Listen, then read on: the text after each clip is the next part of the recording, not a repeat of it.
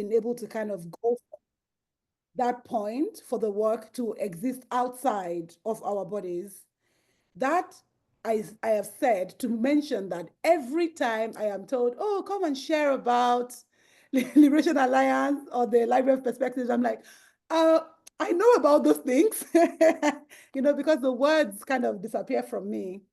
I was commenting yesterday about how I'm always in my feelings when I talk about our work. And I always run the risk of perspire to Maguire. I just want to be profound, like, oh, this work is so profound, it's so this and that. But that is how we feel about sitting in community with you as we continue to dream of liberation, as we continue to contribute, as we continue to galvanize and organize and create the futures that we would love to see, both in our lives as individuals, but also as a collective. The Liberation Alliance Africa Collective is a feminist, Pan-African, you know, collective that does the work of raising critical consciousness through radical knowledge production, through decolonial feminist organizing and interrogating normative assumptions of what existing on this planet looks like, dismantling through knowledge and sharing, hegemonies that control essentially our realities, and finding ways to make sure that, we are resisting and that we are doing it in the ways that we should do it. And we believe at Liberation Alliance Collective that, this work of liberation is not something that just exists outside of us. It is something that exists, that should exist inside of us, that must begin with the interrogation of self and our colonial programming, that must begin with interrogation of self and the ways in which we navigate, this world as both the oppressed and oppressors. It is really the work of reflection. It is the work of contemplation. It is the work that calls all of us into the spaces where we can be vulnerable yet strong, where we can be honest yet, radical, where we can tell one another the truth, and most importantly, tell ourselves the truth, and speak the truth to the people. I was working on a piece recently and I was thinking about speaking truth to power. And I was like, yeah, I don't think so. Because now we know, power in the way that it is constructed, is a very unruly thing that does not have ears, that does not understand hope, that does not understand, inspiration. It doesn't care about pain. It doesn't care about us. It is, this greedy exploitation, extraction, destruction.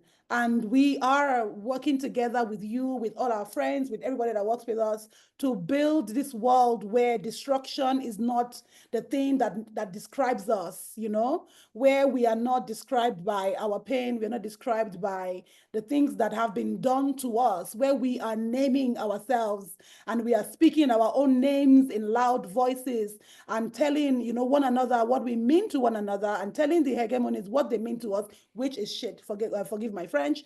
And these are the things that we really kind of do at Liberation Alliance. And that takes me to the work of the Library of Perspectives.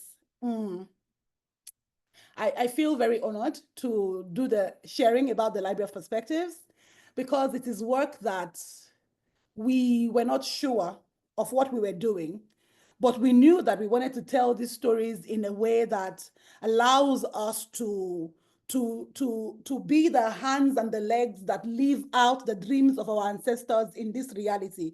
The entire idea of the library came to us from Bell Hooks' quote of talking about knowledge as a practice of liberation. And we are just so grateful that we are able to come here with this work. We did this planning. I remember when we met with the initial team of the work, they asked us, what are you trying to build? We said, well, if you just give us some time, we will get to it. And then we spent about 3 meetings explaining what we were trying to achieve. And the people who were doing the work with us were like, well, we haven't quite seen it. So the developer said, so what are you trying to build? We said, think of a podcast, but it's a classroom, but then it's also a library, but then there are books. And, I'm so grateful to be able to look at that journey and see where we are now. So this was not an exercise in showing you what we have.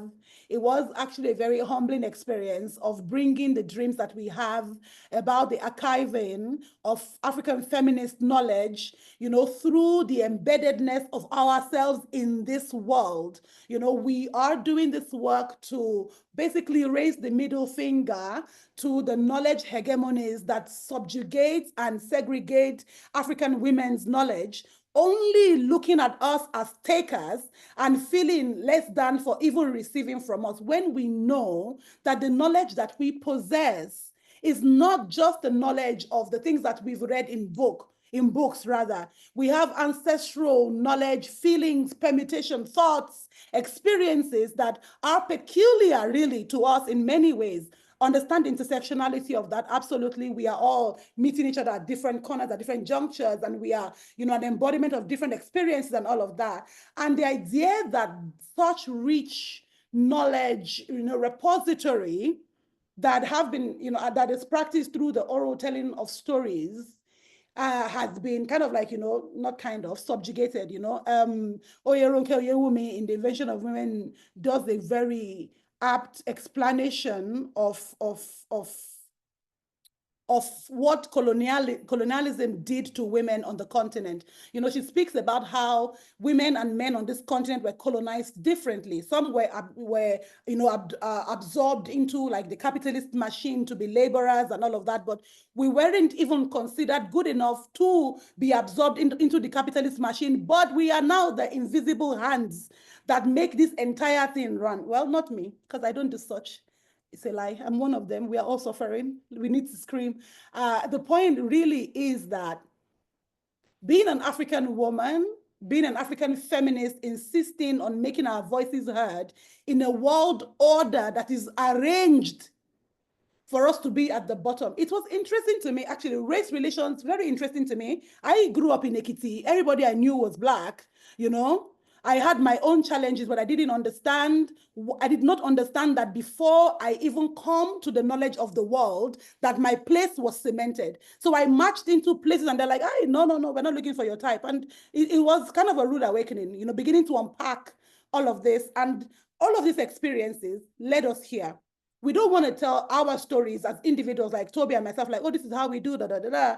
But we feel like one of the most important things we can do is to archive absolutely brilliant, offerings from African women. We have in this library, Sibongile in Dashe.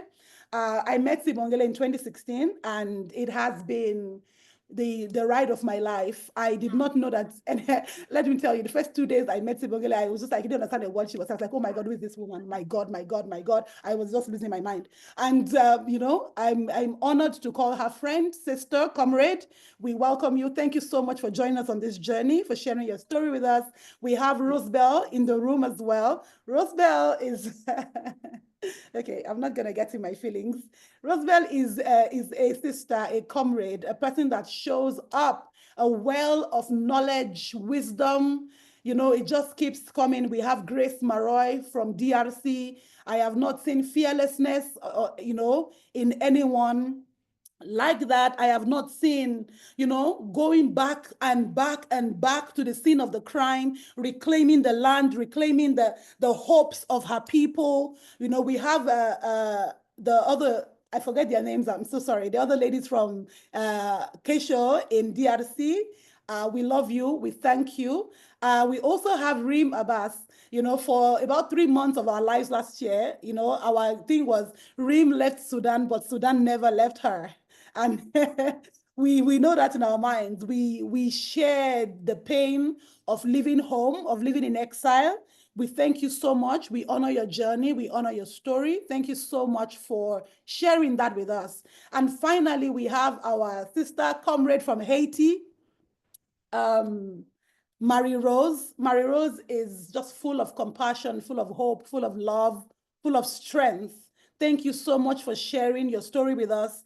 We really appreciate all the 5 women who have allowed us to make their stories into books for the purpose of this library. And that's where I'm going to end this conversation, this little speech of mine.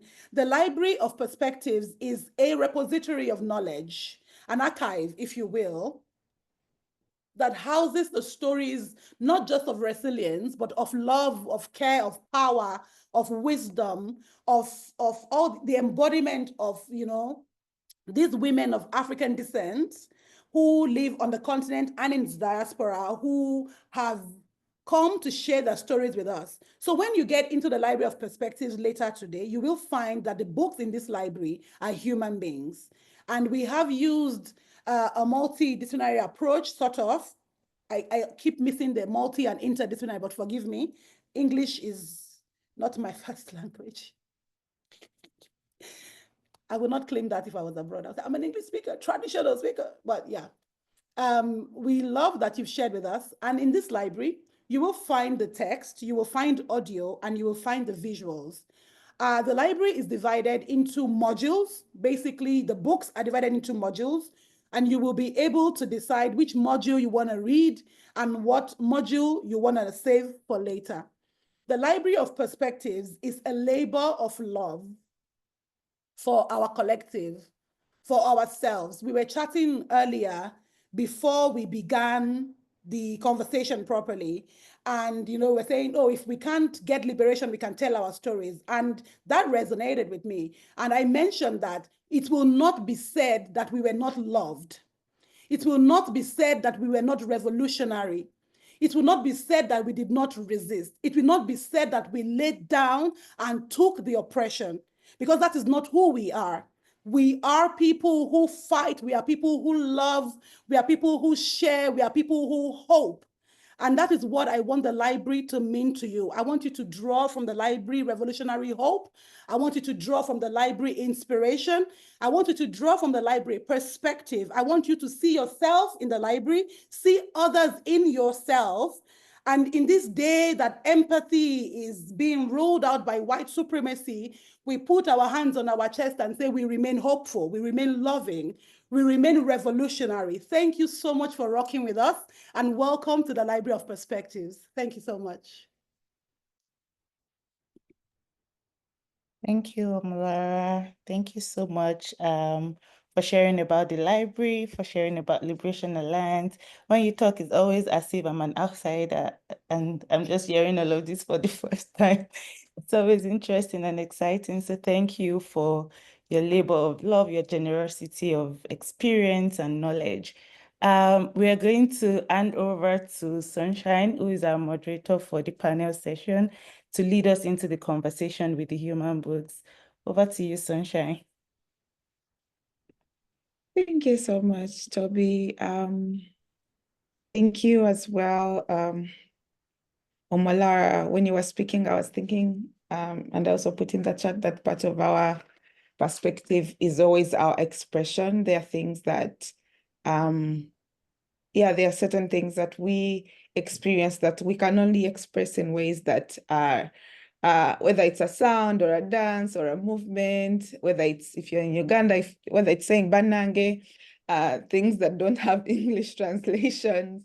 And so it's really my honor to be able to moderate our conversation today with some of the most amazing African feminists and Black feminists that I have had. Some of them I've had the pleasure of knowing and loving, like Rosebell and Omolara and Toby, and some of them I've just had the pleasure of knowing about their work. Some of them I have colonial borders have created an opportunity where we didn't meet, like Rima Bass, who was supposed to be at our panel in Dakar.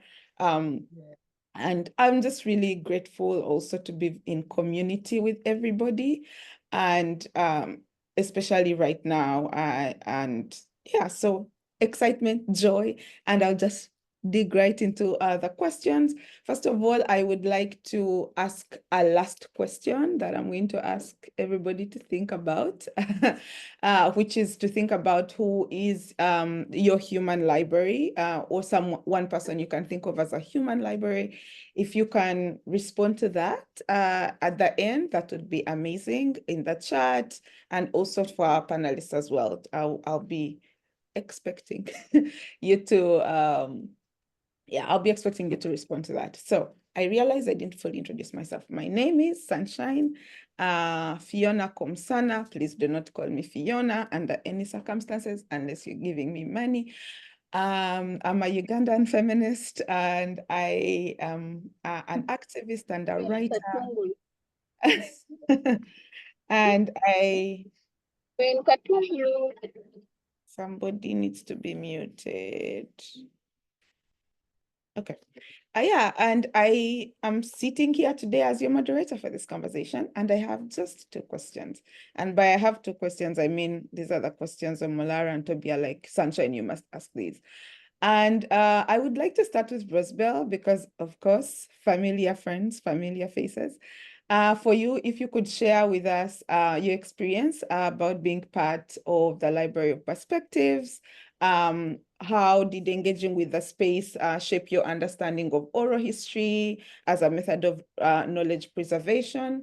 And just really how you're feeling right now, having been part of this process. So your feelings in general, but also your perspective about the process.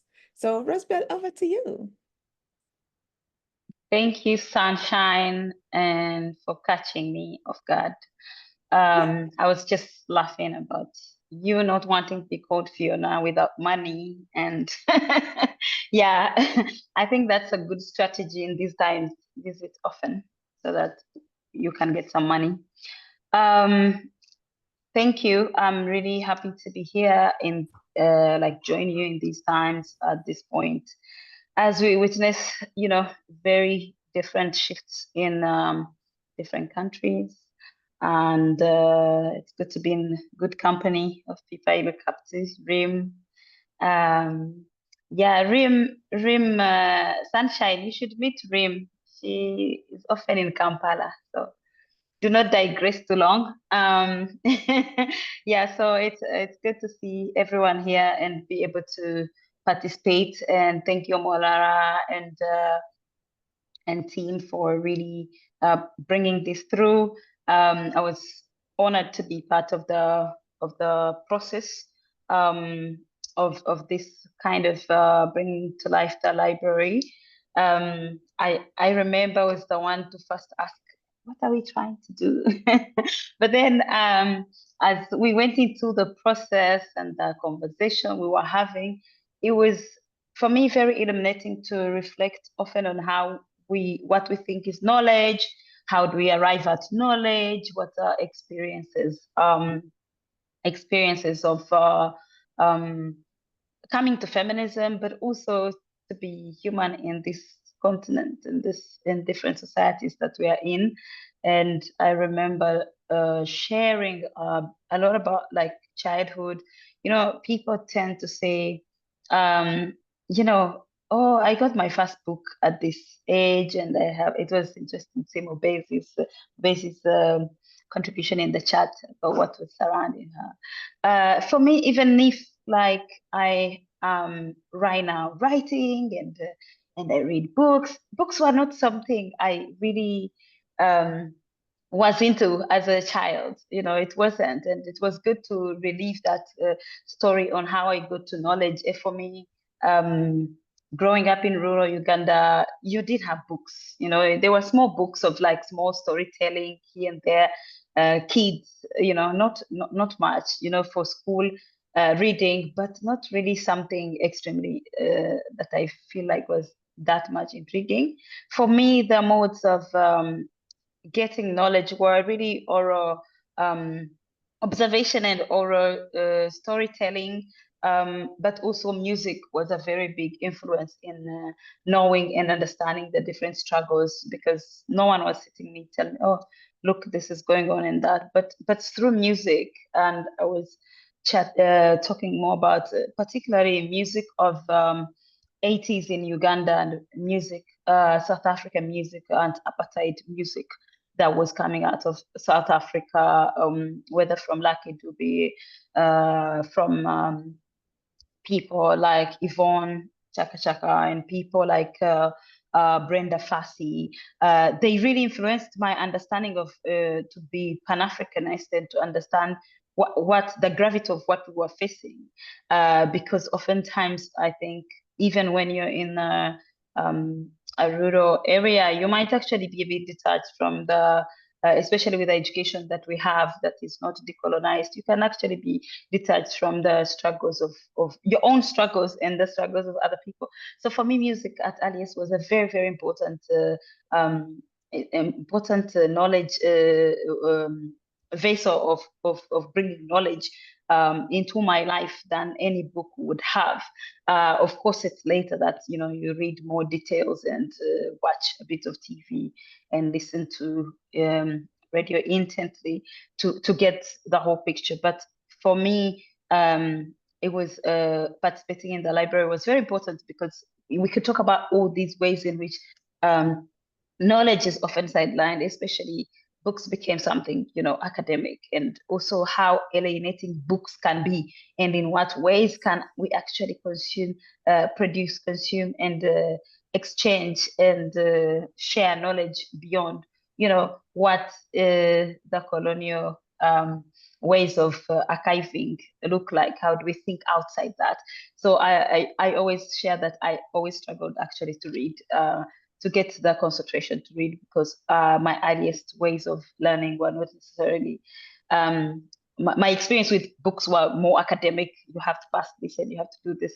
So it kind of makes a long journey to really warm up to books as a place of really knowledge you can enjoy and nourish yourself beyond the academic rigor that it's presented. So it was good to explore these kind of ways, where you're from, how knowledge is sustained, what did you learn, and who was giving you your earliest understanding of public affairs. Sitting with my grandmother, wasn't that much educated, but would tell you about, who is the prime minister, what is your history, where did you come from, what was it like for her as a child, and sharing all these stories that carry very significant place in your life, the rest of your life, and influence how then you can actually be engaged in the work you're engaging in. I think I will stop there. I might have forgotten the last question you asked.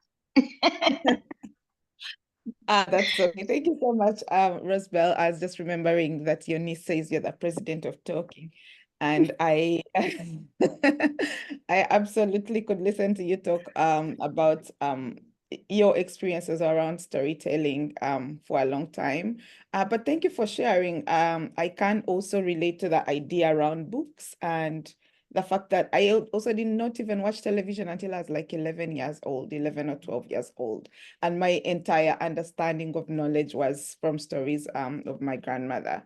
And I will pass this to Marie Rose. If you're on the call, could you please also give us your own experience about being part of the Library of Perspectives and just your own understanding around our oral history and oral history as a method of knowledge preservation? My Marie? Rose had to leave. So maybe, Oh, yeah. okay. Okay. I will go to Grace. Grace Maroy. Is Grace on the call? Yes. Okay. Hi, Grace. Do you need me to repeat the question?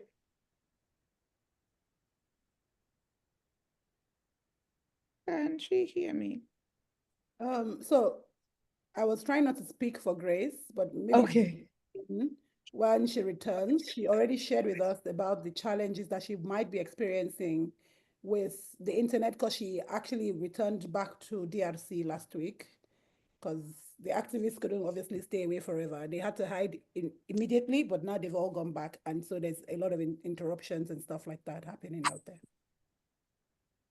Okay. However, she will say more about that if she's able to join us. So we can move to someone else for now. Oh, absolutely. Okay. Part of our community work and our organizing also has to remember that not all of us have the kinds of accesses that we have to the internet. I mean, I hope that Grace is able to join, but I will ask Rima Bas to take on the questions if they're around. Thank you for that. And I think I want to really start by telling a story, okay? I've been thinking a lot about how history is preserved, how our stories are told.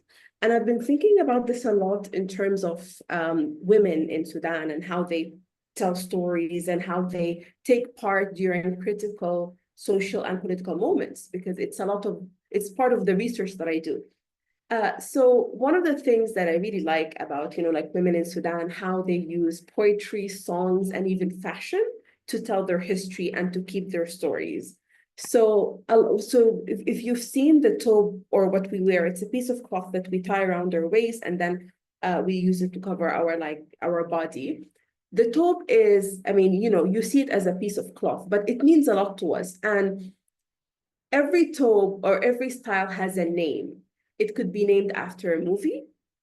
Like, for example, there is a tobe that came out in the 60s and it was named after The Sound of the Music, which was very famous at the time. And it could be named after a critical event, like, for example, the conference that took place in Indonesia I think it was also in the late 50s, for the non-aligned countries. It could be named after like a politician. It could be named after any social event. Like, for example, there was this big event also, I think in the 70s, it was called the Women's Week, where it was celebrated all over the country. And there's a talk called the Women's Week. It was so basically like we use, this piece of cloth that we wear to tell our stories and to create milestones and to preserve and document milestones of our understanding of politics and how we want to take part. The same goes for poetry and songs. A lot of songs written by female poets and poets that are told, it tells the stories of war, of peace, of love, of longing, of migration. So you can also understand Sudan's history by looking at the girl songs. We call them in Sudan girl songs. So different periods really just you have different songs about different time periods, like the 70s, for example. It was a period when the late 70s, when we had this economic situation and a lot of people started immigrating. So the songs became about men immigrating and what they can bring, and then also the ambitions of girls and who they want to marry began changing. In the 60s, it was like, we want to marry a teacher because the teacher had this respectable kind of status in society. And then it became and then it went to, we want to marry the person who travels abroad and has a more stable income.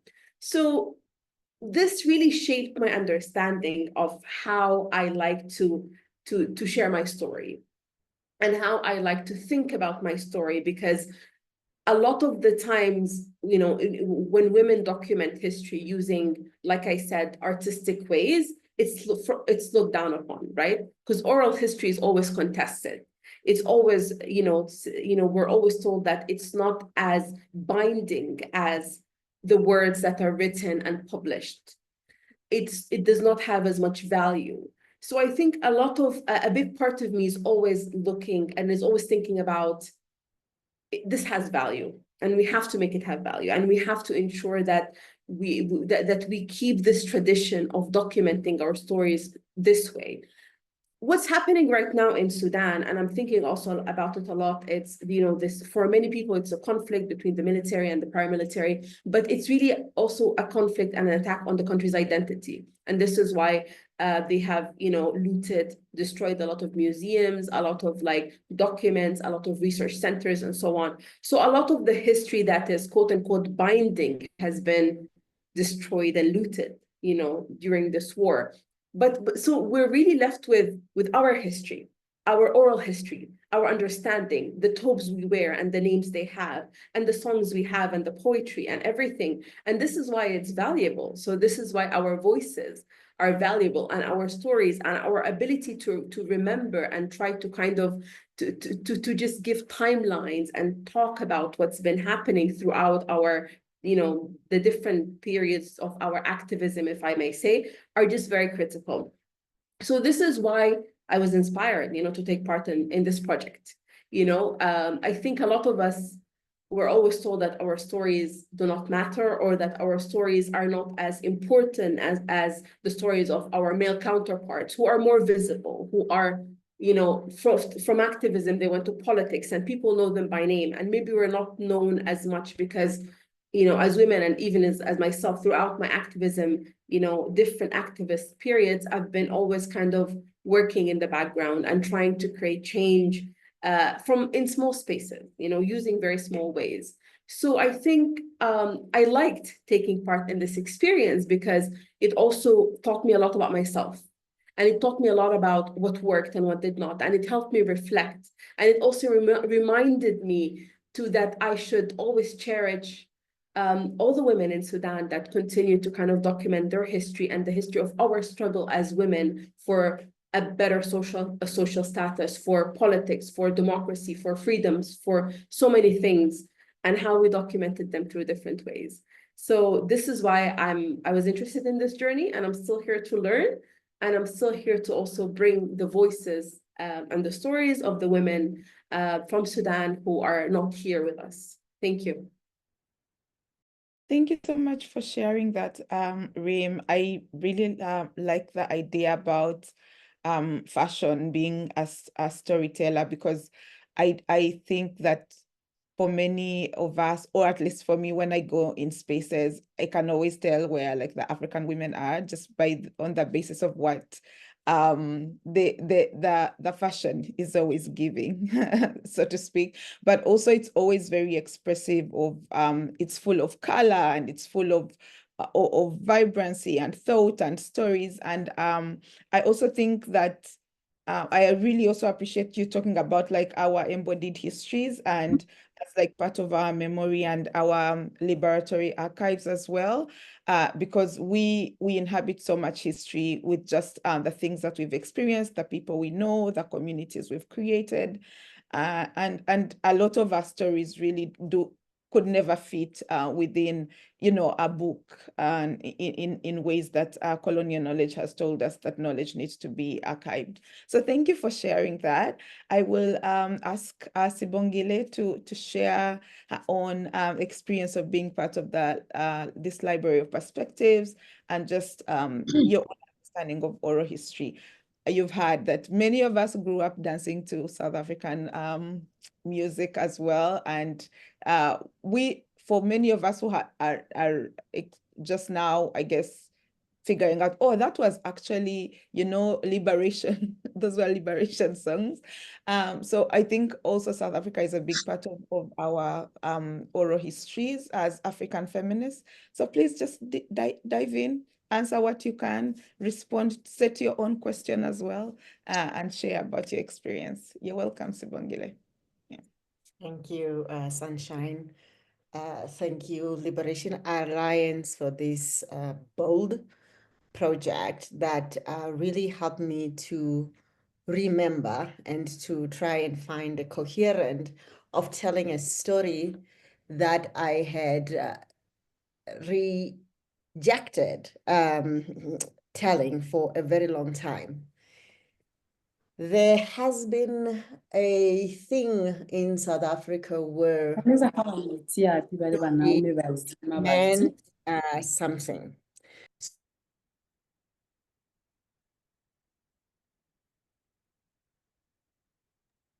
Please Sibongile, unmute you're yourself, on mute. Sibo.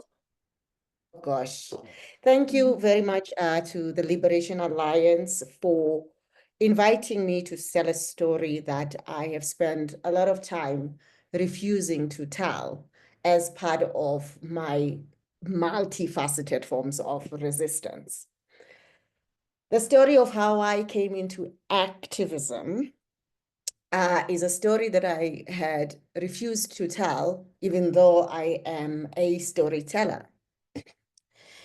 There is a thing in South Africa about what a story about someone's background meant for a very long time. And there was something about it that was racialized, in that a story of how I became a human rights lawyer could not just be a story about where going to law school and studying law, and then this just becoming one of the career options that were there, that it needed to be connected to something else. So the stories that we saw printed in the early 90s were stories of how someone was not just a judge because they went to law school and studied, but there was something that made them a judge, and it had to be linked to the story of emerging from apartheid. So there was a story, for example, of the former Chief Justice, but at the time he was not a Chief Justice, that went viral across the continent. And I received it a few times when he tells the story of how an Indian man who supported him and his family and went to school. So a story meant that this other judge started off as a gardener, and then that's how he became a judge. So a story meant that you had to have gone through, the fire, and all of that. And that's how, as a Black person, you could have a role in activism and all of that, that there's something that must have activated that. And so I did not want to tell the story because I just hated, this kind of blueprint that was laid, that the story had to be, what was your moment? What was the thing that made you want to become a feminist, a human rights lawyer, or whatever it is? And so being invited to this project by Liberation Alliance was, one, I didn't have those kind of things to think about. Here is a group of African feminists that are saying, we have been erased, unwritten out of histories, have our intellectual contributions made invisible. And like Lara said in the beginning, that this is a project of saying, you can never leave here saying that you were not loved. You cannot leave this project. So that was what was important about me when I came in here, because it allowed me to lose all sets of inhibitions about what it means to tell one story. So when I think about storytelling, many people who have organized with me have beautiful names about the way I remember stories and recall detail of what happened, and in various ways have found ways to document, even not extensively, the different kinds of struggles or even imaginations and dreaming that we have kind of tried to come up with. I always say that one of the museums that I'm going to be a part of is museums of ideas that failed to launch, because we have sat together with many feminists and we have dreamed, ideas. Some of them have come into fruition, but these have been our stories that one day we will be able to tell in different ways. I come from a lineage of storytellers, and storytelling in my formative years and in my family was so regular that the stories didn't even have to be factually accurate. It was just that there needed to be a story, whether it fills the silence or whatever it is, but someone needed to fill the stories. And then it was only later on when I realized the importance of telling the difference between truth and fiction, that for some ways, in some places, it is important to be able to tell stories that matters, or stories that have a purpose. So storytelling in my life, I had a father who told stories to me and also told stories about me. The stories that my father told about me most of the time were embellished, but I think my father believed those stories about me. So I was not a genius. I was not an A student, but if you were to hear my father speak about me, you would actually believe what he was saying, because he was an educator, but I think he spoke about his dreams of me in ways that in his mind he believed that those dreams were already happening. And so that's why part of my story with my father is that our last phone call, he did not drop the phone call because when I called him, he was in a meeting and I was looking for my mom. And his last words were not to me, but he was introducing me now to the person that he was in a meeting with. And it had become a family joke that my father would tell the stories about when he introduced me. Oh, that's my daughter. She lives in London. She is a lawyer. And and then it lives. So I stayed on this call just to listen to his almost rehearsed speech, like introduction about who I was. So when I remember how he would tell stories to me, stories about his childhood, and all of that. And I know that many people, I grew up in the 80s and 90s in a very troubled South Africa and still troubled. But that's one of the things that we had, the stories of hope, the stories of resilience, the stories of all of the efforts that people had tried. Around the time in South Africa, I think we had the United Democratic Front, because a number of political parties had been banned at the time. Some musicians call the liberation movement a thing around the 80s and the 90s, but this has been a history. Even protests in South Africa after the fall of formal apartheid, music had been a very part, of that. It's called the liberation in 4-part harmony. And sometimes some people struggle to understand that it is actually a protest because it does look like a serious vibe, or a groove that's actually happening, because we spend a lot of time telling the story of what the protest is. When we go to protests, we sit and we compose songs and sit with people who are composers. We have songs that continue to change that had been around from the 60s, but every generation has given it meaning and has also been able to change what it means for that popular struggle.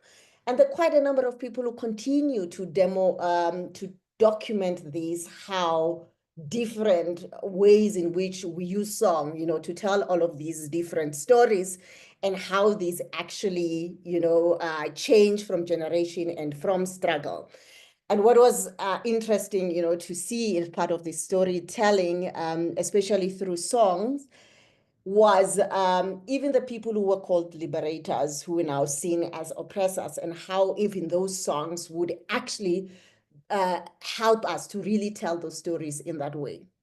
So storytelling in this way of a human book, it's that sometimes, and I would count myself among those people, even though we fight against this erasure and invisibility, there's often been this hesitance to really tell one's story in ways that are celebratory, because I think the stories that I saw some of my peers being comfortable with are the stories of hardship, the stories of just how difficult it is, to make things move.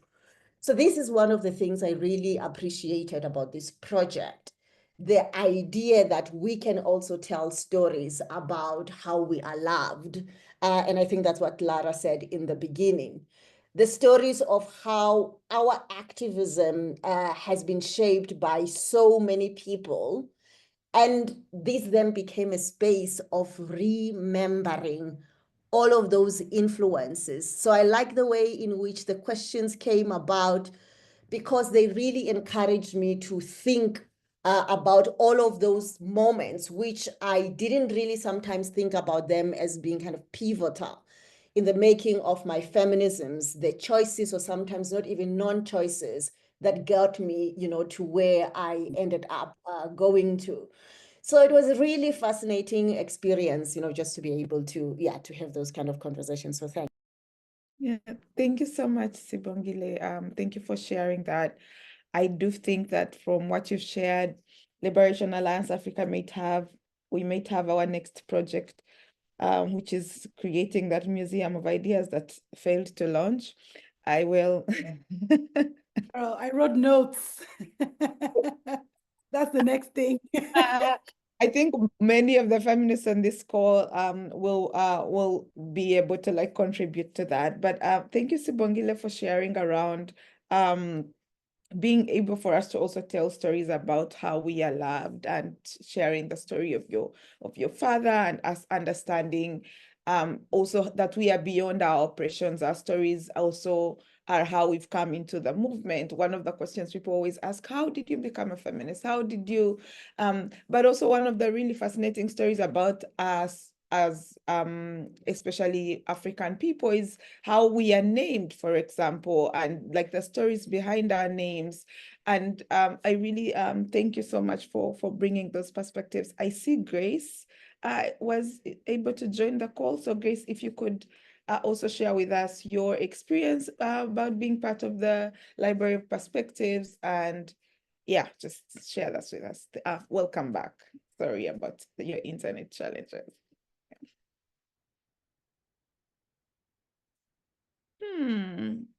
You're muted, Grace. Could you unmute your microphone? Sorry. Hello again. Can you hear me? I can hear you. Okay. Yeah, thank you. I'm so happy to be here again. My name is Grace Maroy. I'm from Democratic Republic of Congo. I'm a young women rights activist.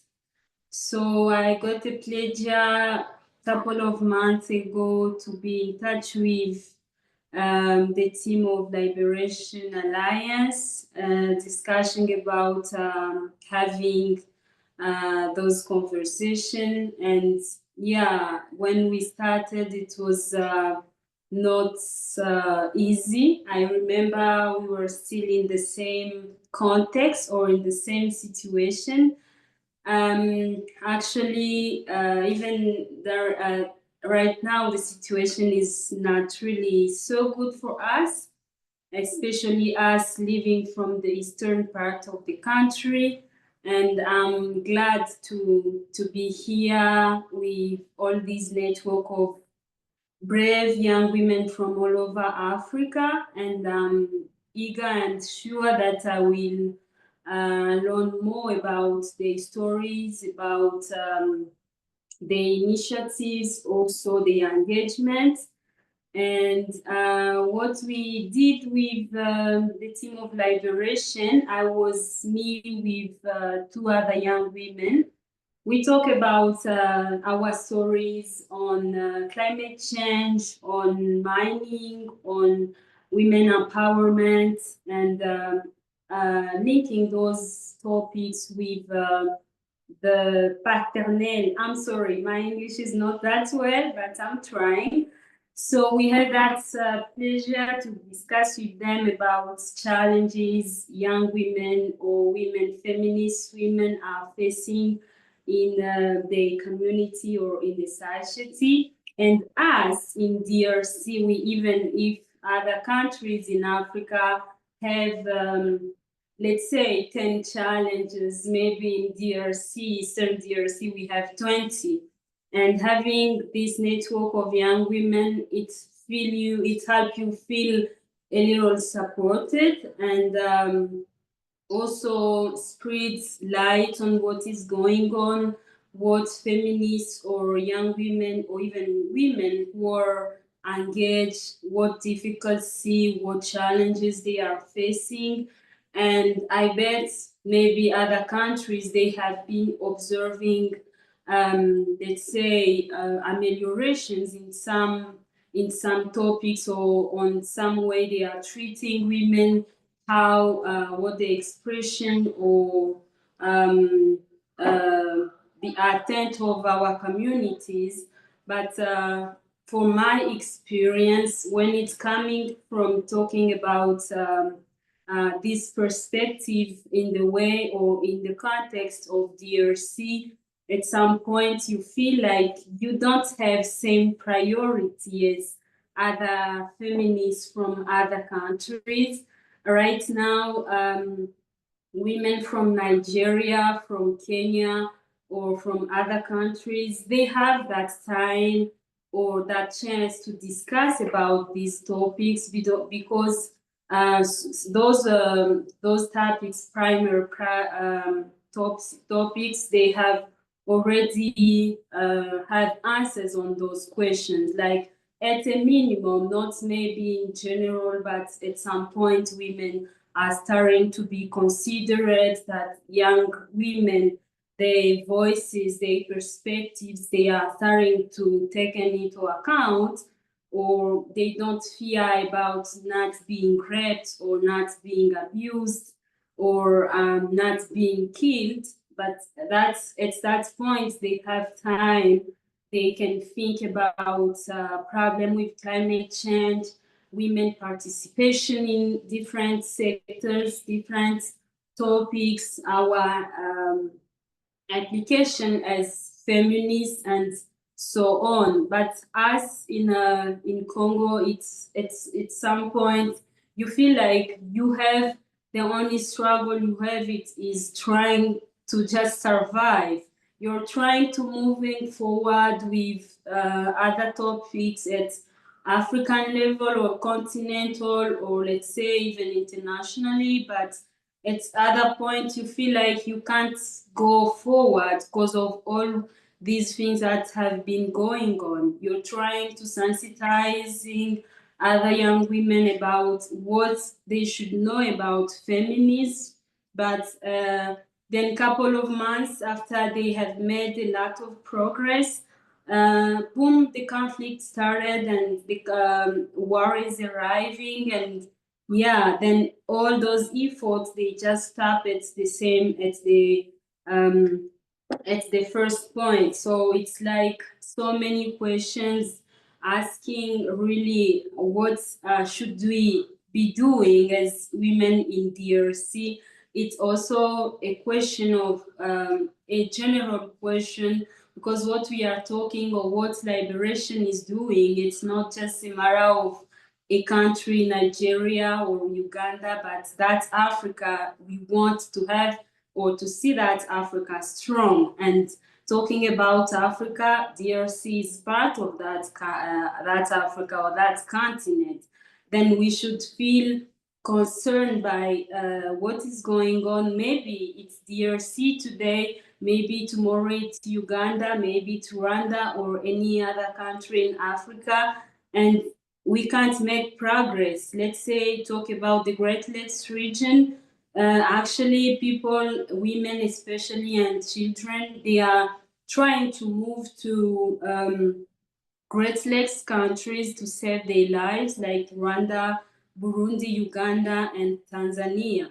And that means that if the areas or those places, the Eastern DRC is not safe, it's going to affect at some point the development of other countries. So we should feel like it's not just Congolese problem, but our problem. And as I used to say, when I'm talking about this situation, it's not like it's not because I'm not recognizing our responsibility as citizen or as Congolese. I know we have the major responsibility, but we need to know that we have also partners, those with on whom we can be counting on. Talking about neocolonialism, something like that. And that's unfortunately, they are stealing the same problem we are having. We are seeing now it's the problem between Rwanda and DRC, but those colonial, they still in the game. It's like the same people, they have left officially. You have Congo as an independent country after 16 years, but in real or in practice, they still the same people who are deciding who is going to be a president, who is going to occupy this or that places. They still those I'm sorry, white people who are still taking those decisions. And unfortunately, the decision which are affecting us as women, as feminists, as African, as human. And being here with all of you, I think maybe some of us haven't heard about what is going on in Congo, but it's even worse right now in the region where we are. No freedom of expression, and no stuff of feminism or civil society organization. So all these efforts are now down. How should we continue improving the progress of activities or initiatives like these that we have been doing for months and months, or we have been concentrating effort, and just because of the problem of, let's say, for example, from the M23 or the government, now we can't be able to go forward. So that's my general point. So we took talking about the first topic on mining and the participation of young women, or the how the community, how our authorities or those who are able to take decision are taking care or trying to take in consideration the ideas. It's still very down. Firstly, women, they don't have money. So here in Congo, especially when you born a young lady, they know that they need to start preparing you how to get dressed, how to take care of the house, how to cook, how to take care of your husband, your future husband, and so on. So they don't prepare you to say that you have also rights, you have responsibilities in your community, not just in any topics, politics or climate change or any other. They just say you have limited rules, and that's when you try to do not exactly what the community is expecting for you, then you're looking as a different or not a good person. And that's why that's what we are trying to deconstruct from young people. And we have been using the strategy of starting with those young people. We are working with young women from 15 to 35. That's our target. And that we are doing since 2019 with the local NGOs that I created that time. So right now we are having partners, collaborators like Liberation Alliance, and they are helping us to amplify the work we are doing already, the struggle that we are facing or the challenges right now. For example, with all the major achievement we have making already, but now it's all gone. We are even fearing about staying alive, but unfortunately other people, they still moving forward. The world is moving forward. They are developing the countries, the businesses, the organizations. So at some point you feel like, really, what then should we do as, to not just having that struggle to just staying alive or just surviving, but doing things that can be sustainable, not just for our country, for women, but for the Africa we want. Thanks.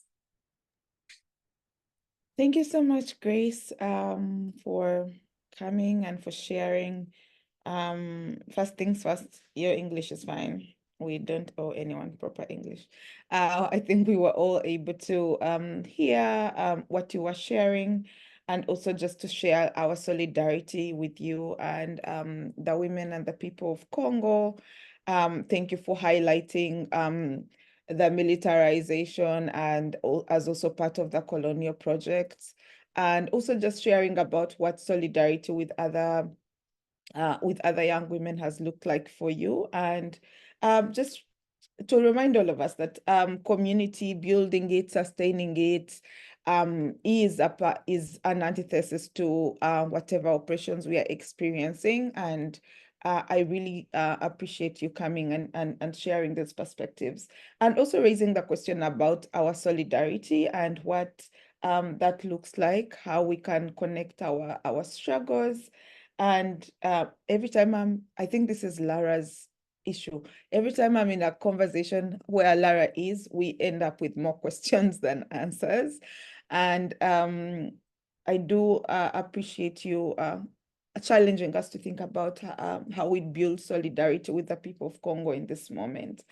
Okay, so I am going back to our other panelists. I'm going to start with Rosebell again.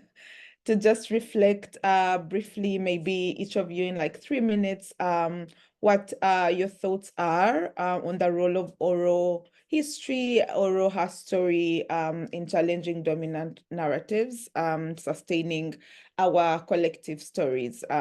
So one of the things I've learned this week, which are not many, this last week, while I've been at CSW, I've not learned many things, but I've learned about epistemicide, I think that's the word, that intellectual genocide that centers epistemologies that are, European or North American, or that are within books. I mean, I knew that as a narrative thing, but I didn't have the language for it. So I would like for us to reflect on what the role of oral history has played or can continue to play in challenging those dominant epistemologies. So Rosebell, over to you, President of Talking. Please reflect on that question. Yeah. Oh, thank you. Thank you, Sunshine. I think that is not only a challenge for the systems, but also for ourselves, as we are very much co-opted in that system. And when we talk about oral storytelling and transmitting knowledge, I think then we also have to address the question of language, right? The question of language arises. And like you were saying, if you say something like Bananga, you can't actually find an English translation for it. And that struggle to reach more people, and in the struggle to reach more people, to tend to move towards like dominant languages, right? Which are already a diluted version of the actual stories that we know. So I think the library perspectives really comes in handy, and it's very important to. I know, like for us, for many that are working feminist workers, we are looking at oftentimes say, oh, how do we include more? And we think regionally in terms of like Lusophone, French-speaking countries. It's one framework of looking at this, but it's still a colonial framework of looking at this. So how do we, even as we advance storytelling and oral histories, break down that? Because actually, when you go down to storytelling or oral storytelling, it delivers you the breaking of the borders, because these stories are shared across borders. If you're from I'm from Southwest Uganda, when I'm in my village, I'm like 2 hours from the Congolese border, closer to Congo than I am to the capital of the colonial project, Uganda.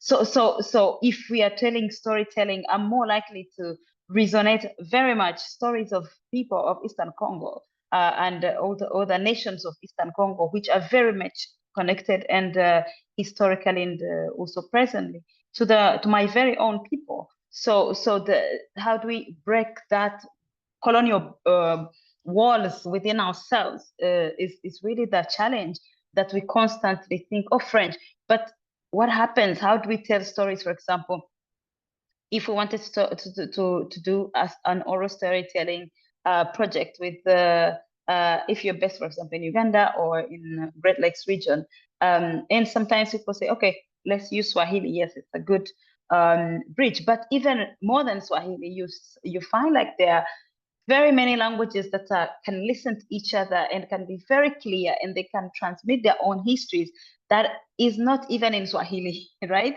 So I think that we have to challenge ourselves to be aware of that kind of dying of systems by constantly bringing them to the English system, even as we want to communicate across borders, to hear ourselves, each other, and hear stories. But how do we actually start producing work that we really put it as very impactful? Because also, like, who funds this work of decolonizing? Who funds the work of decolonizing when most of the funds are still funding us to produce work within the colonial framework? So it's English or French or Portuguese or Arabic. How can we find other ways to break these barriers and transmit oral histories that might be hidden in so many languages, as we know that are indeed hidden? And how do we make new connections among people? For me, for example, the conflict in Congo, and of course the question of the occupation by the Rwandan government of Congo is a very, very sad situation, because it does not only take away our attempts at nation building and decolonization, it pushes us back into the colonial borders that we are trying to get out of, and say, oh, I'm this person, this person is not Congolese, and when we are busy with those ideas of who is Congolese, who's not, and who is and LA, the enemy is there, but we are advancing ideas of alienating people rather than approach power.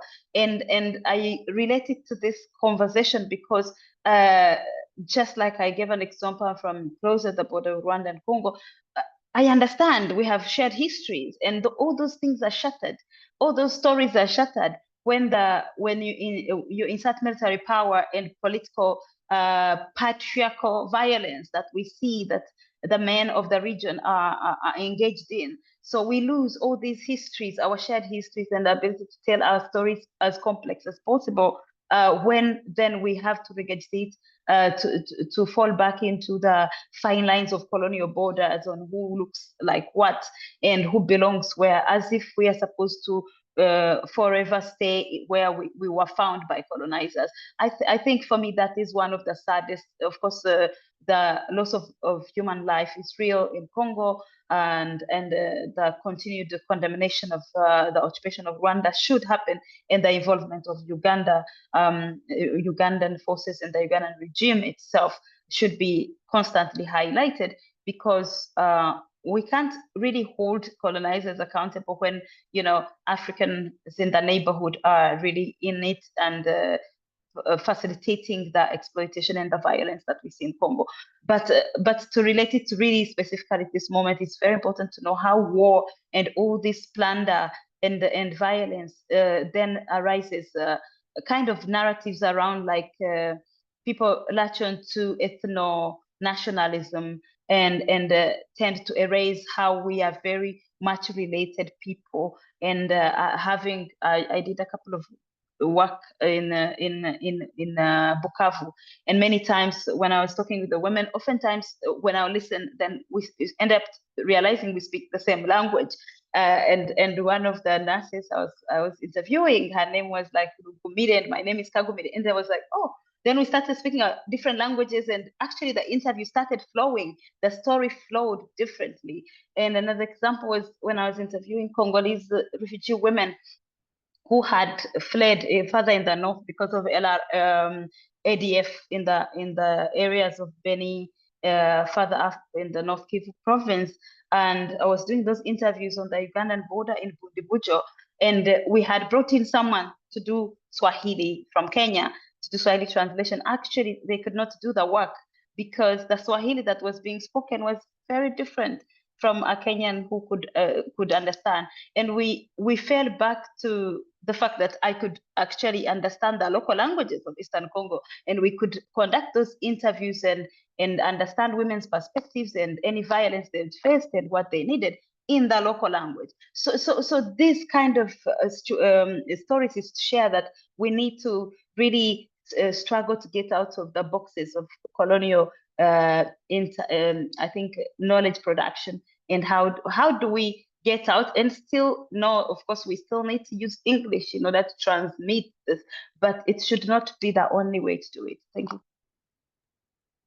Thank you so much, Rosbel. Do you know you're very, very clever? And thank you so much for connecting for connecting us and just our shared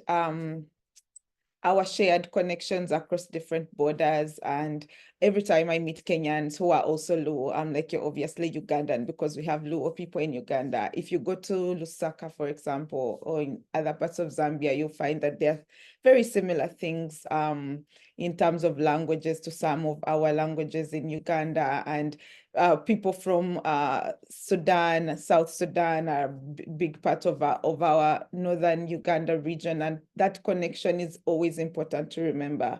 And so thank you so much for also asking us many, many questions. I think we are in our time for asking questions. I know Lara is probably writing all of them down. Bobby Wine says, answer Antonio. Too many questions and not enough answers. And I don't think we also have to find all the answers right now. But if I could ask Sibongile to also just reflect and also maybe raise more questions around this role of our Oroha story in challenging dominant narratives. If you could just also pick up from maybe what Rosebel has shared, I'll appreciate that. Also, what I love about moderating feminists is nobody really answers the question. Everyone says what they want to say. So this is an invitation for you, Sibongile, to do just that. So thank you. For a feminist, I can be pretty compliant, which is one of my contradictions. So we obviously are moving from what is a valid form of knowledge, production. And we are seeing oral history when I think about the rise of podcasts, over the past year or so. That is oral histories right there. Of course, the content is another conversation, that we can have about what's being produced in our countries. What are the podcasts, for example, that garner a lot of views or people listen to them? What's the kind of content that people are interested in? But what kind of work that we do around social justice and organizing and how these stories connect us? There is a tension which is healthy, between the groups that are saying we need to organize at a micro level, at community, because that's where the conversations are, because that's where we are able to make change. And of course, us who are working at a Pan-African, global, whatever context, where we are. And I think we need to be able to find that kind of healthy balance between telling our stories and making changes where we can kind of make the changes. We are seeing this polarization, the rollbacks, the attacks on systems that we knew, and they are not necessarily attacked in the same way that we would have wanted to attack them, because we may have challenges with democracy, for example, but we don't share a genealogy, which was coming up now with the anti-rights actors, the far right going into power, and just all of these things that we are seeing about the distortion of the international legal order and all of that.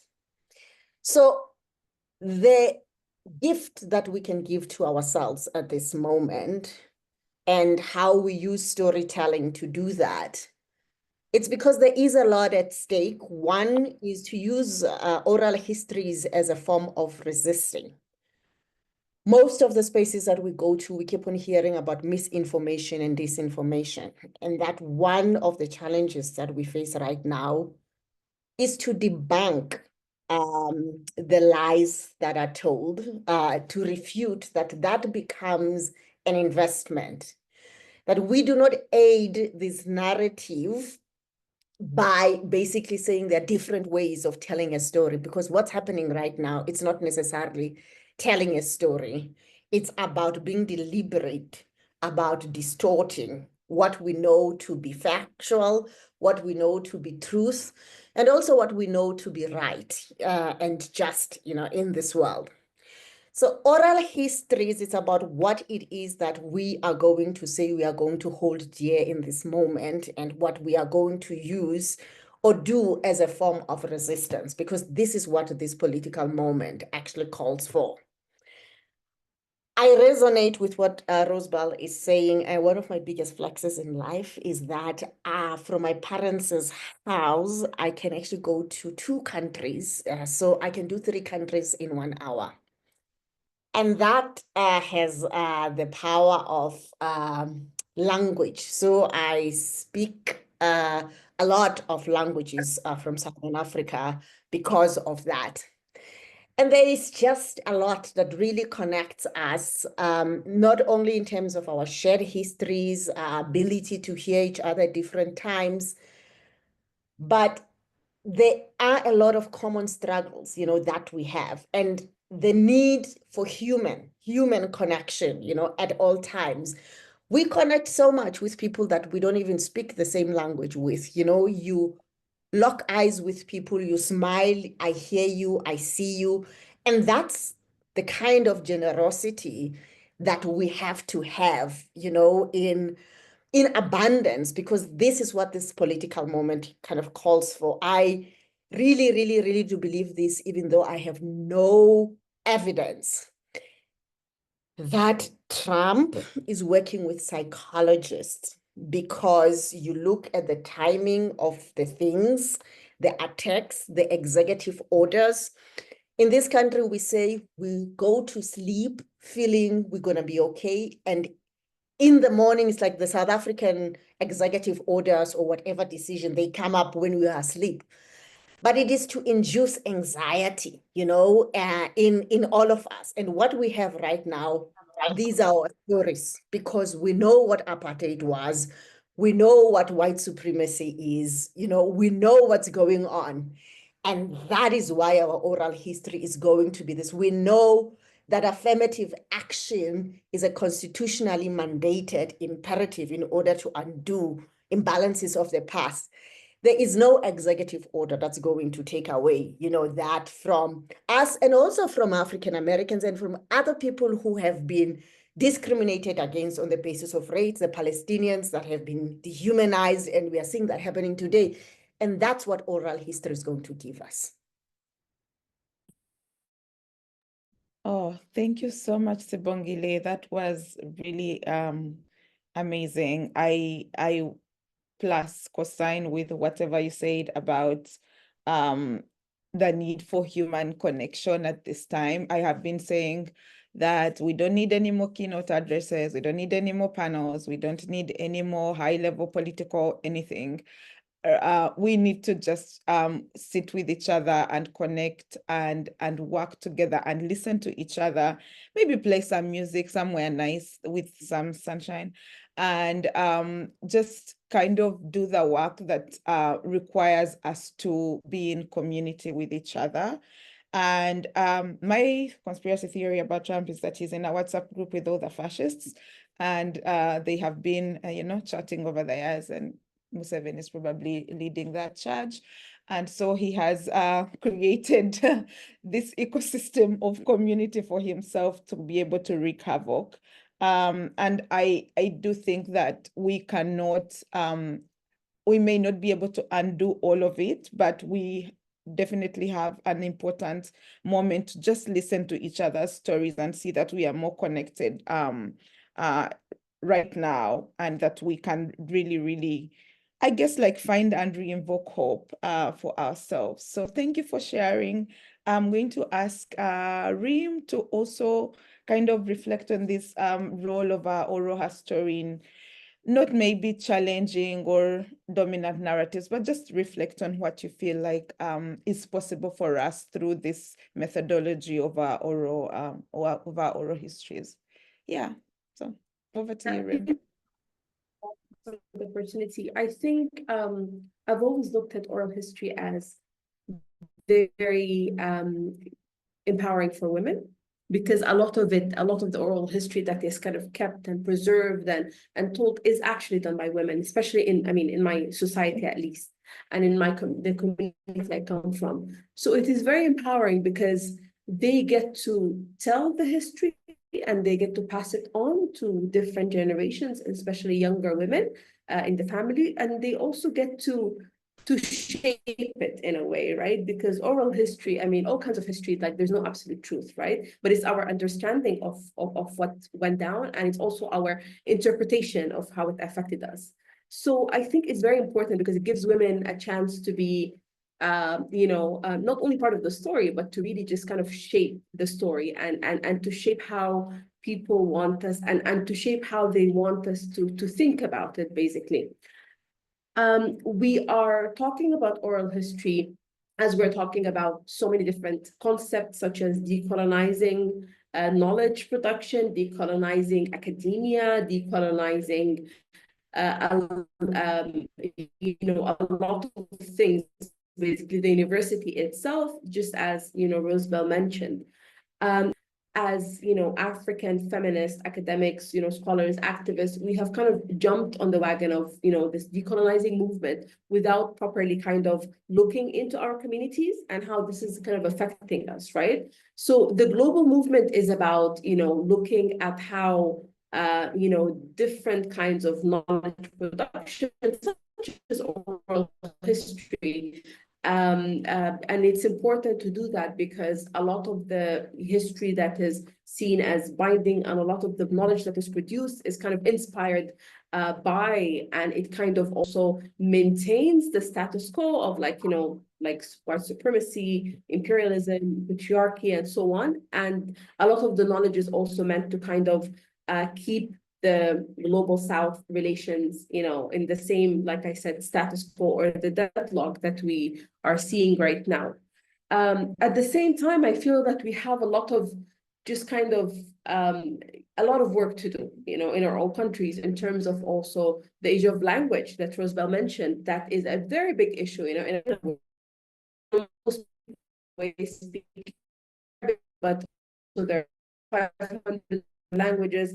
We talk a lot about language, and there's a lot of kind of sometimes accusations that when you speak Arabic as the first language, your mother tongue, you kind of get a lot of privileges, that goes with your ability to succeed in school, do better, to do things like that. So we're still having a conversation about how do we tell our story, language do we use, and what language should be the main language, and our TV and our curriculum, and a lot of things like that.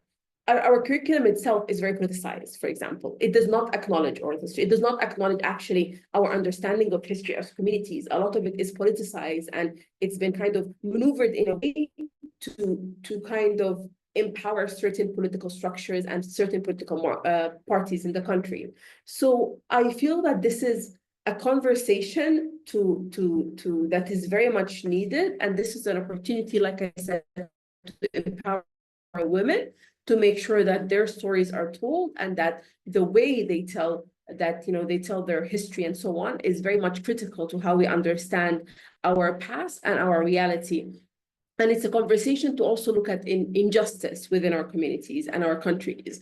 And it's a conversation to also look at, our situation as scholars, activists in the global South, especially in Africa, as opposed to, the global North, where there's a lot of knowledge that is produced and a lot of stories that are told about our context, right, from their perspective.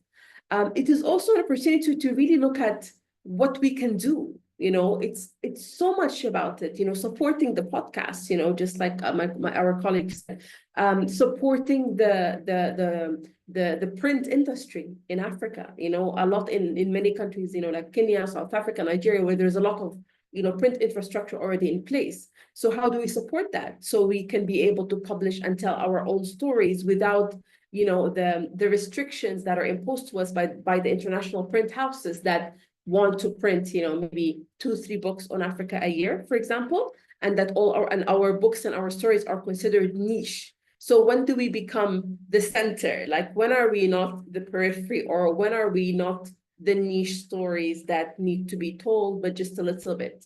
So I know, like, this is all over the place, but I'm just kind of sharing thoughts, not answers. I'm sharing a lot of things that I have been thinking about over the last 2 years. And I'm just kind of inviting people to think with me, and inviting people to also find not solutions, but find ways to negotiate spaces. Like I said, podcasts, the digital space, oral history and how it's perceived in our countries, the issue of language and how it's divisive, yet also brings people together, the university as a place of activism, but also a place for a lot of contention. And print houses and magazines in the continent, it's an opportunity for us to have a space to be at the center of the conversation, and how we can support them. Thank you so much. Thank you so much, Reem, for bringing those perspectives as well. Oral history as an opportunity for women to be part of the stories and also shape narratives. And also, feminists are so clever. Like, I'd never thought about part of some of the things that you're saying as supporting the print infrastructure and infrastructures around knowledge production that are within our communities. This is a very funny story. When I was at law school, we used to have, the books were really expensive, and there was an entire ecosystem of mostly women at the photocopiers who would just like replicate these books and give them to us at maybe quarter the price of the actual law book in the library. And that just really brought that, how do we continue to support like communities and the work that is already within part of our ecosystems to tell our stories. So thank you for sharing. I have a few more minutes. I will ask Grace to also just reflect on this question around the role of our oral history, and then I will stop talking and I will invite the rest of our audience to come and reflect and also ask some questions. So Grace, over to you.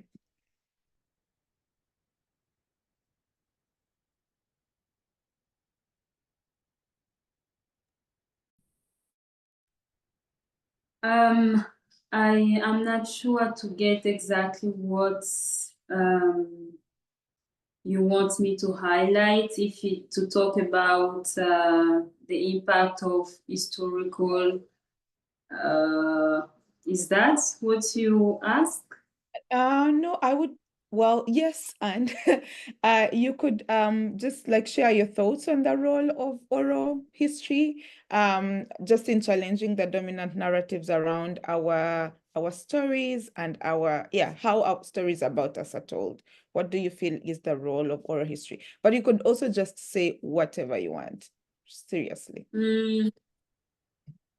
Our story, talking about the story, my question is if even that story exists, yeah, we exist, that means we have a story, but is that story documented, or it's maybe oral, or something that we write or we narrate to some people, but before we even have it oral or narrate it or writing it, we first need to learn to know what our story is.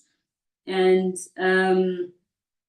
maybe in some places, at some points, we start by, let's say, between, and instead of just starting from the beginning and like identifying first what our stories are, and then we can decide if we want it to be oral. Yeah, I agree that oral stories can not just, it's not just about credibility when I can share my story using my voice, my own experiences, or Liberation can use my story using my voice or um, my personal experience. It helps people to connect with the reality, and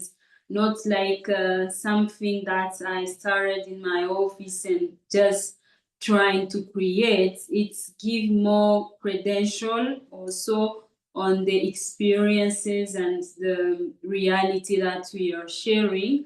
But for me, I think the first question in the feminism idea or way is first women who are writing, or with whom we want to write those stories. They need first to understand um, what it mean, our stories. Maybe we have a story, but is that story true? Is that story real, or it reflects our reality or the person, or just who we are? And in all ways, it can be in the colonial way or any way. For example, talking for us in from the Eastern DRC, I heard my sister from Uganda, I think, talking about her experiences and what she knows from Congo, from Rwanda, and we have a lot of things to say, to talk about that. Mostly things that we read in books, or we don't have those oral, stories that we can hear from, let's say, even feminists or not just feminists, but we don't have those many stories. But is those are those stories real or reflect our reality? And once we understand, once we know our story, and not just those who knows, who understand, who are there present, who are living, are the one who can narrate or document or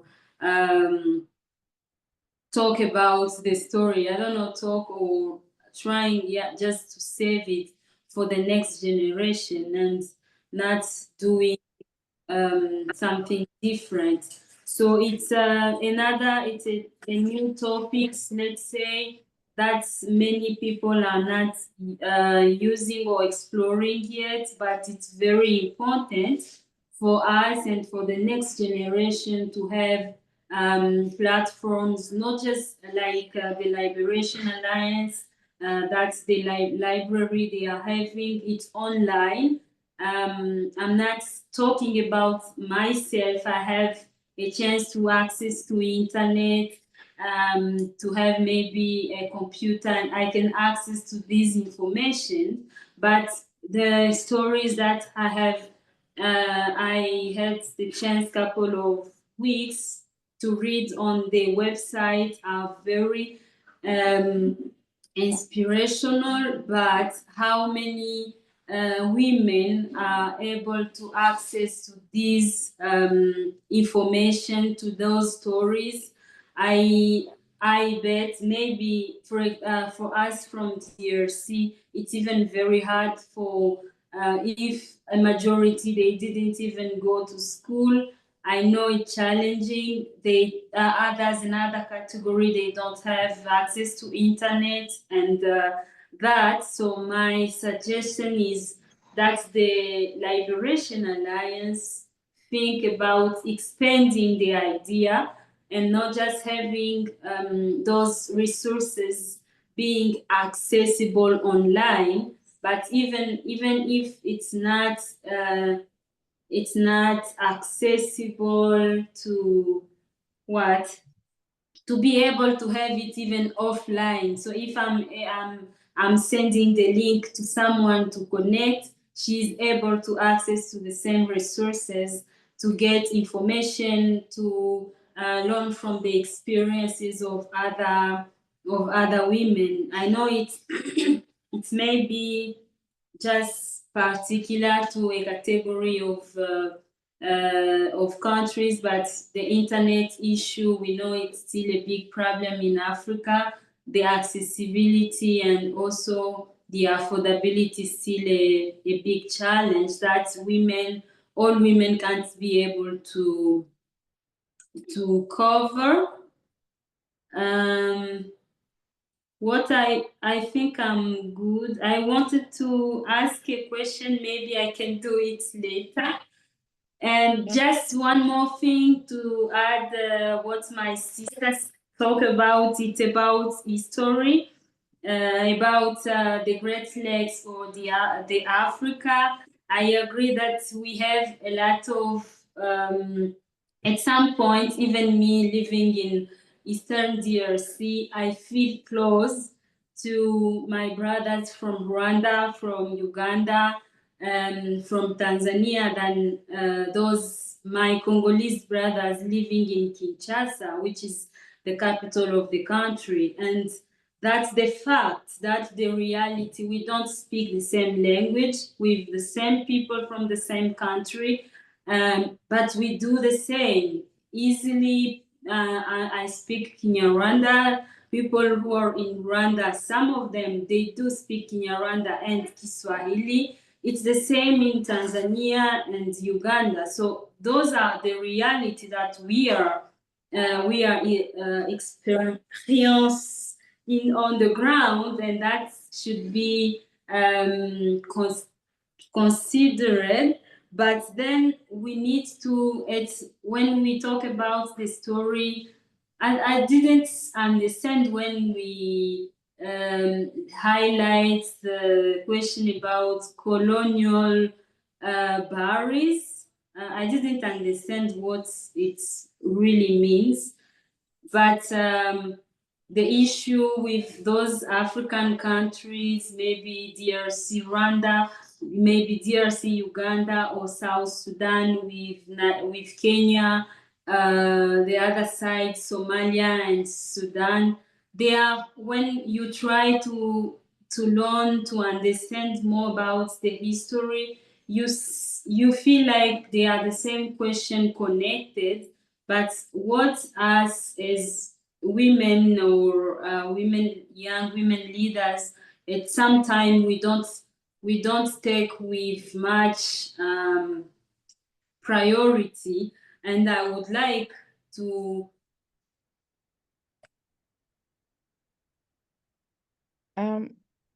Grace, I think I lost you for a bit. Thank you so much for sharing. I just realized that I did African time with the panel, and now it's not nice. But I would really like to hear at least from one or two people from our audience. If you have a question or you have a comment that you can make like in under 1 minute, so that we can try to wrap up, because I also am cognizant of the time. Now I am.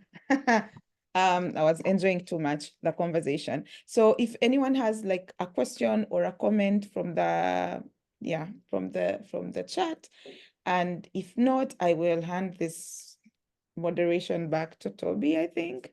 And then we will try to wrap up. Questions, comments, size, thumbs up, emojis. You just feel free to unmute and speak. Okay, I see Buki has to go. Thank you for joining. And this is nice. Like, no questions, no comments means the conversation was wonderful. I would like to not make another intervention at this point. Toby, would you like to wrap up the conversation? That would Thank be you. I wish we could clap for Sunshine. Can we please put our hands together for Sunshine? You can use the clap emoji. Thank you so much for a brilliant, brilliant facilitation yet again. You have done it again. I don't know if you remember the comedy by this guy, Trevor Noah. I said this guy. Ah, okay. But yeah, you know, he said about Mugabe of Zimbabwe. He says after he has missed the election and he has won again, then he will come and feign surprise and say, hey, I won again. And so, Sunshine, you have done it again. Thank you so much. We appreciate you. Right now, you will see on your screen the QR code to the library. Please bring out your phones and take a photograph of that. Just show the photograph. I know we know how QR codes work. Then we can go access the library. Please sign up and just enjoy. Start reading the books. I'm here to do a quick round of thank yous. I want to thank Nana Aisha Salaudin. She's not here today, but she is a storyteller from Nigeria. And we told her about this work and she did not know. She's made documentaries, she's made films, she's made podcasts, and she's like, I don't know what this is, guys, but she's stuck with it. And we were able to build this together. Thank you so much, Nana Salaudin. We want to thank Iwatutu Joyce. Iwatutu Joyce is a Nigerian feminist who runs a feminist production house. And she was able to support us with videography, with audio work, and photography for this project. We want to thank the incomparable Damola Bolaji. She's a Liberation Alliance associate, only the most amazing girl in the continent. We really just want to appreciate you. Thank you so much. We want to thank Kende and Tofumi. Kende built the library in terms of the digital infrastructure, and Tofumi did the work of the videography. I want to thank Toby Ayodele. You are beautiful to me. And I just honor your journey. And I thank you so much for leading us so fiercely, for being who you are. And I want to thank me for showing up and collaborating with the group. And we just want to say thank you to everyone. I just have to thank myself because apparently loving yourself means giving to yourself the things you give to others, eh? So thank you so much. And I just want to mention that this library was, the fund for this library was donated to us by the OSF Ideas Workshop. We want to thank them for trusting us. Liberation Alliance was literally 4 months old when they said, oh yeah, we trust you guys, we can do this. We don't know what they saw, but they must show us next time, and so that we can build on that and take it from there. You will see that the funder's name and all of that is not slapped across the work. That is how we kind of try to do our work. And so we just wanted to mention that just so that we are not taking advantage of their generosity and support. And so, yeah, that's pretty much it from me. So we want to thank everyone. The Human Books, I can't thank you enough, obviously. We will continue to thank you everywhere we see, in the continent and outside. So you have a lifetime of thank yous and hugs from me personally. So we want to thank everyone who has done the work. Toby, I love your face and I'm grateful for you. That is all from me. I'm going to hand us over quickly to Mubezi Tenda to wrap us up and show us the next steps. Thank you. Yes, thank you, Omolara, and thank you, everybody. This was a wonderful conversation. So Oh, sorry, quickly Mubezi. I want to thank Mubezi Tenda for all the work that has been done in the last in the last 3 months. Mobezi is simply amazing. I love the way your mind works. I love that you're a fierce, strong intellectual who is also creative, equally. I really appreciate that about you. Thank you so much for all the work you've put into this process. That's all. Mobezi, sorry, thank you. Thank you, Omolara. So for the next steps, I think the QR code will direct us to the library. But basically, for just an easy instruction, if you go to the Library of Perspectives.Africa, look for the human books and then start from there. It is pretty much a user-friendly platform, but you can always reach out to us in case you have any challenges navigating, and we will guide or find a way together. So we hope that you will listen and engage with the wisdom, solutions, and questions that arise from the human books. We don't intend for this knowledge to just sit and gather dust, of course. We want it to be, we want the communities, our communities, friends, and our people to continuously engage with it. And some of the ways that we hope that the library can be used is for people to have watch parties at their own convenience in their own circles and communities. So in case you don't know how this works, you can invite friends to watch and hold discussions and share with us some of the outcomes or thoughts that arise from those conversations. As time goes on, we will have some guidelines to enable this process happen smoothly. So just so you can keep in touch with us as we continue to grow the library and for you to see what new things we are putting there or what new guidelines we are putting up. You can follow us on our social media platforms, which are listed on the slides: LinkedIn Liberation Alliance Africa, Twitter Liberation AA, Instagram Liberation Alliance, and YouTube Liberation Alliance Africa. We also intend for more contributions from our community members and people that we see in our community, and we feel that we have a lot to learn from them. So just stay tuned, because we'll be putting out calls to harvest more information, more knowledge, and also to invite in more people to become human libraries or to join the library as human books. Yes, thank you very much, and have a good evening, good morning, wherever you are. Mobezi, sorry. I want to thank Nana Hawasule and Bolu Oloyo. Nana, thank you for every single voiceover. Thank you for every time you have done research. Thank you for all the heavy lifting that you did. We appreciate you. We love you. You are our friend. You are our family. We want to thank Bolu Oloyo and Absentia. They were outstanding on this work as well. I just needed those words to come out of my mouth. And so that I must, because these people have done such amazing work. Thank you so much. Yeah, and I think that's all for today, yeah? Yeah, that's all. Yes, Thank you, everybody. Thank you to all the Thank thinkers. you.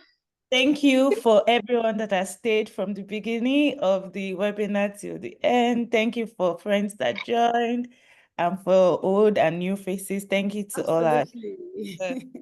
good to see everyone's Thank face. you. Congratulations. Take care. Thank Let me you so see and much. gossip. Let me see. It's gossip time. Tell me everything about America.